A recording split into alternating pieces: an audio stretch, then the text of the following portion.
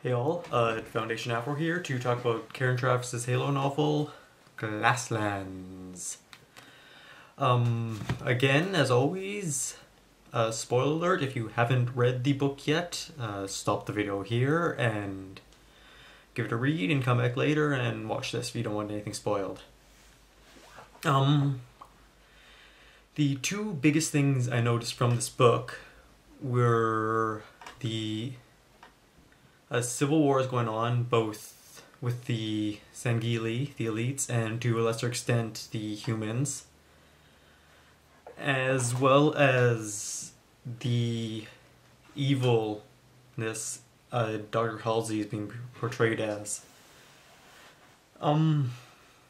The Sangheili have been, the elites, fought the humans for about 28 years, and then when the war ended, the Arbiter wanted to make peace with humans, but again, 28 years is a long time, so many of the elites have grown up knowing nothing but war with humans. Many of them still think that humans are filthy creatures, so lots of them want to overthrow the Arbiter and try and wipe out all the humans again. It may not, for people who haven't read the extended fiction, who've just played the games, it might not seem like the elites hate humans that much, but at the end of Halo 2 and in Halo 3, the only reason the elites and the humans are working together was because of the common enemy, the Covenant. And the Sanshayam, the prophets, had ordered both species exterminated, so they worked together of necessity, but they didn't really like each other. And that shows up the humans too. Many of them have only know nothing but war with the Covenant. Billions upon billions of people have been slaughtered by the Covenant. Many worlds have been glassed, so the tensions are still there, and people on both sides don't want the fighting to stop. The thing I noticed was really portrayed in this was the evilness of Dr. Halsey. This book is partly a sequel, part of a sequel to the novel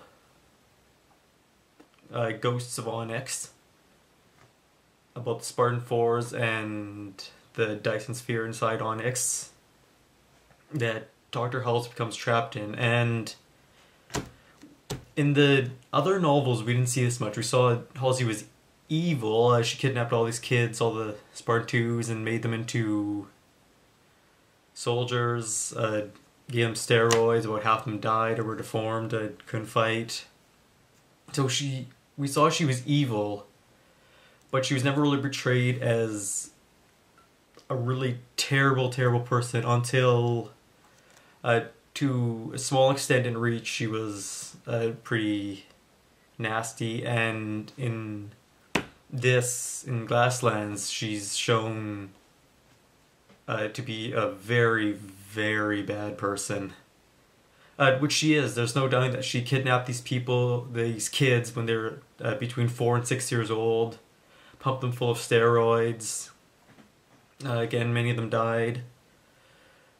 So it's looking at that as she gets arrested at the end of the book. And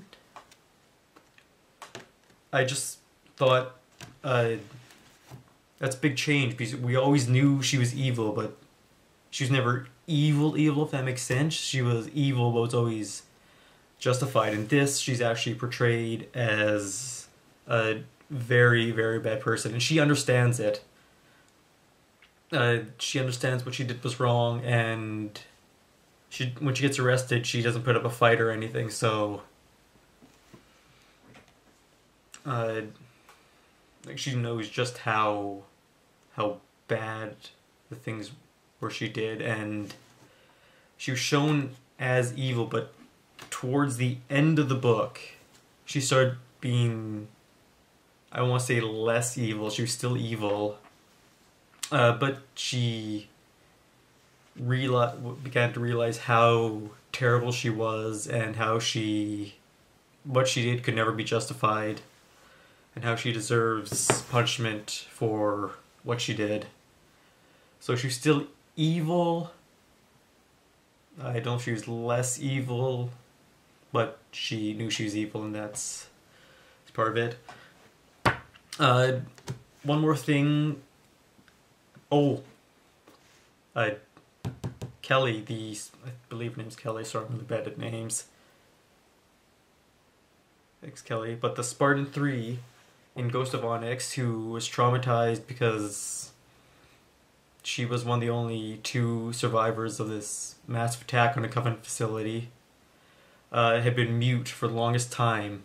But finally her anger at Halsey, in fact, overwhelmed her, and she started to speak somewhat. She still has trouble putting full sentences together. But you could kind of see it coming from the beginning, talking to the... Oh, jeepers. My mind's gone blank. The engineers. She was talking through a data pad with an artificial voice, and eventually it grew and grew until she'd actually say... could actually speak, although again, not full sentences. So that was a really big thing. Okay.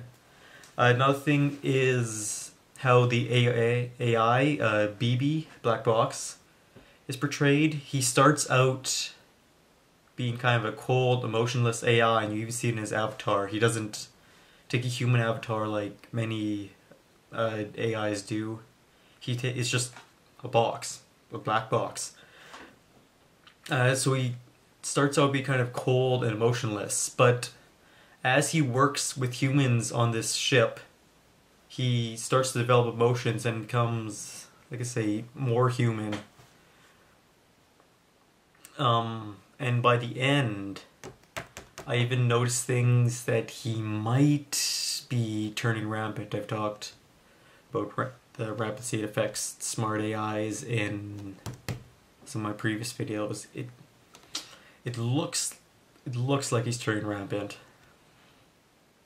but I don't know.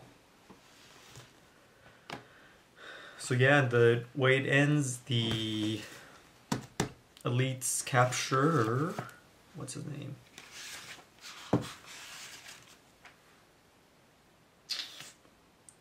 Phillips. They capture Phillips, who had been sent to talk with them.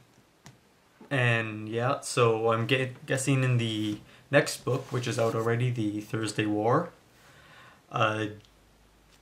the war between humans and the Sinheili is going to start escalating again. It might not go to full-blown war, but we do know in Halo 4 they are fighting again, so it might actually go to war.